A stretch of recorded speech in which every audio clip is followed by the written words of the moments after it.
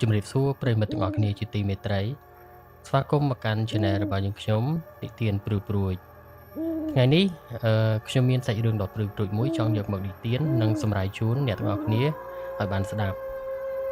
រឿងនេះជារឿងហេតុពិតដែលកើតឡើងនៅលើនិស្សិត3នាក់ដែលពួកគេបាន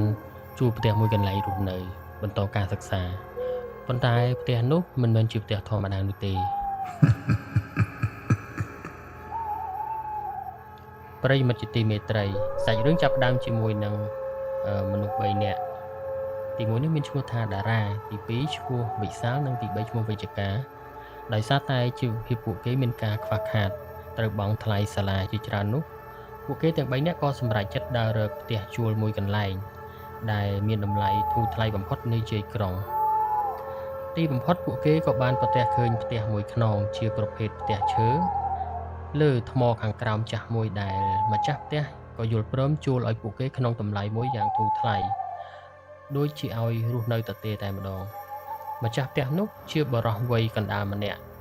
គាត់មានទឹកមុខស្លេកស្លាំងពេលប្រគល់សោផ្ទះគាត់គ្រាន់តែផ្ដាំពាក្យយ៉ាងខ្លីមួយម៉ាត់ថា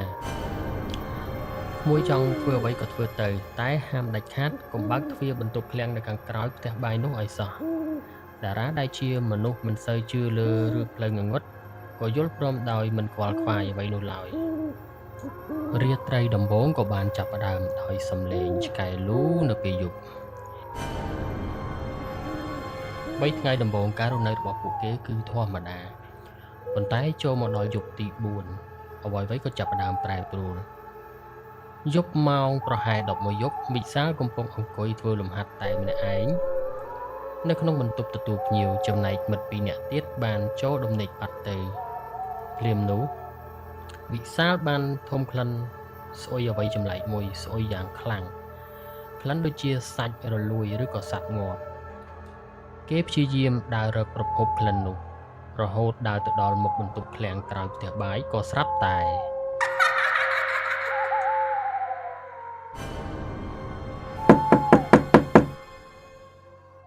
ប្រិយមិត្តទីមេត្រី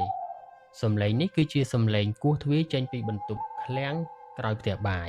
សំឡេងគោះទ្វារបានបន្លឺឡើងពីខាងក្នុងវិសាលស្លុតស្មារតីព្រោះគេបានដឹងច្បាស់ថាក្នុងបន្ទប់នោះគ្មានអ្នកណាទេហើយទ្វារក៏ជាប់សោពីខាងក្រៅផងដែរ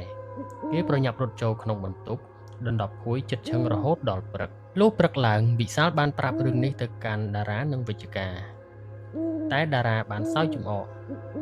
ហើយថាប្រហែលជាកណ្ដុររត់ទាំងប៉ះទង្គិចជាមួយនឹងរបស់បវ័យហើយប៉ុន្តែវិជ្ជការដែលជាមនុស្សរាងខ្សោយប្រលឹងបន្តិចបាននិយាយដោយទឹកមុខភ័យខ្លាចថាកាលពីយប់មិញខ្ញុំក៏យល់សុបិនអាក្រក់ដែរខ្ញុំយល់សុបិនឃើញមនុស្សស្រីម្នាក់ស្លៀកពាក់រហែកខោរហែកអាវឈរយំនៅចុងជើងគ្រែរបស់ពួកយើងការឡើងបន្លាចកាន់តែខ្លាំងឡើងយប់ទី7ក៏ចូលមកដល់គឺជារាត្រីមួយដែលពួកគេមិនអាចបំភ្លេចបានពេញមួយជីវិតនៅក្នុងចន្លោះម៉ោង12រំលងអាធ្រាត្រមេឃក៏ចាប់ផ្ដើមធ្លាក់ភ្លៀងរលឹមស្រេចវិជ្ជការបានងើបទៅបន្ទប់ទឹកខណៈពេលដែលគេកំពុងលុបមុខ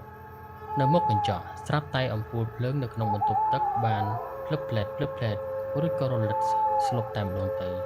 ក្នុងភាពងងឹតវិជ្ជការមានអារម្មណ៍ថាមានខ្យល់ត្រជាក់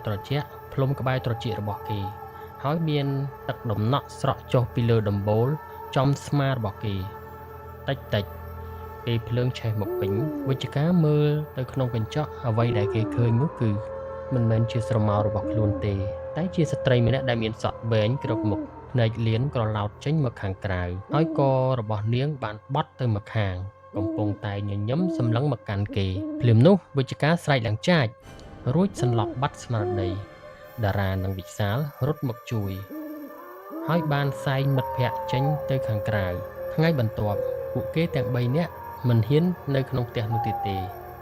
ក៏ទៅអង្គុយហូបគុយទាវនៅមាត់ផ្លូវហើយបានសាកសួរមីងលក់គុយទាវពីប្រវត្តិផ្ទះនោះម៉ួយគុយទាវបានប្រាប់ទាំងទឹកមុខញាក់សាច់ថាអញមួយក្មួយហ៊ានជួលផ្ទះនឹងនៅដែរផ្ទះនឹងកាលពី5ឆ្នាំមុនមានមនុស្សស្រីម្នាក់បានចងកសម្លាប់ខ្លួននៅក្នុងបន្ទប់ឃ្លាំងខាងក្រោយនោះដោយសារតែប្តីរបស់នាងមានស្រីថ្មីហើយវាយដំនាងជារៀងរាល់ថ្ងៃតាំងពីពេលនោះមកអ្នកណានៅជួលផ្ទះនឹងក៏នៅមិនបានដែរ ព្រោះខ្មោចនាងលងសាហាវណាស់គឺលងរៀងរាល់ថ្ងៃតែម្ដងបន្ទាប់ពីពួកគេបានដឹងរឿងរ៉ាវអស់ហើយពួកគេទាំង3នាក់ក៏សម្រេចចិត្តថានឹងរើអីវ៉ាន់ចេញនៅល្ងាចនោះតែម្ដងមិនខ្វល់ពីរឿងលុយកក់ទៀតនោះទេប៉ុន្តែជាអកុសលពេលពួកគេត្រឡប់មកដល់ផ្ទះវិញដើម្បីរៀបចំខោអាវមេឃក៏ចាប់ដើមធ្លាក់ភ្លៀងយ៉ាងខ្លាំងក៏រន្ទះបាញ់ក៏ក្រើកមេឃធ្វើឲ្យដាច់ភ្លើងទូទាំងតំបន់នោះពួកគេត្រូវប្រើពន្លឺទូរស័ព្ទដើម្បីរៀបចំអីវ៉ាន់ក៏ស្រាប់តែប្រិយមិត្តជាទីមេត្រីសំឡេងទ្វារបានបើកយឺតក្រែកសំឡេងទ្វារបន្ទប់ឃ្លាំងខាងក្រោយដែលធ្លាប់តែចាក់សោយ៉ាងជាប់នោះបានបើកឡើងដោយខ្លួនឯងក្លិនស្អុយរលួយបានភាយសាយចេញមកខាងក្រៅយ៉ាងខ្លាំងវាយលុកពេញផ្ទះ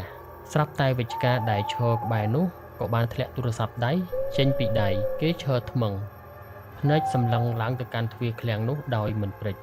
រួចក៏និយាយដោយសំឡេងស្អកថាដែលមិនមែនជាសំឡេងរបស់គេនោះទេពួកឯងចង់ទៅណានៅកំដរយ៉ាងសិនមកតារានិងវិសាលក៏ភ័យញ័ររន្ធត់ទាញដៃវិជ្ជការឲ្យរត់តែទាញយ៉ាងណាក៏គេទាញមិនរួចសោះភ្លាមនោះស្រមោលខ្មៅមួយបានលូនចេញពីក្នុងបន្ទប់ឃ្លាំងលូនមកលឿនស្លែវសំដៅមករកវិសាលតារាដែលមានខ្សែចង្កេះព្រះកែវនៅជាប់នឹងខ្លួនបានដកវាចេញមកហើយយកទៅបំពាក់លើវិជ្ជការភ្លាមតែម្ដងវិជ្ជការក៏ដួលព្រុសសន្លប់ម្ដងទៀតតារានិងវិសាលសហការគ្នាសែងវិជ្ជការរត់ចេញពីផ្ទះទាំងកណ្ដាលភ្លៀងផ្គរមិនងាកក្រោយនៅឡើយ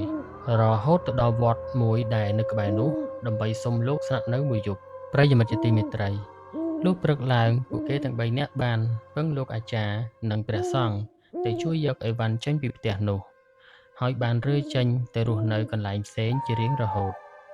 ម្ចាស់ផ្ទះបានត្រឹមតែឈរមើលដោយមិនមាត់មួយម៉ាត់ហាក់ដូចជាដឹងមុនថានឹងមានរឿងបែបនេះកើតឡើងទោះបីជាពួកគេបានរើចេញឆ្ងាយហើយក៏ដោយ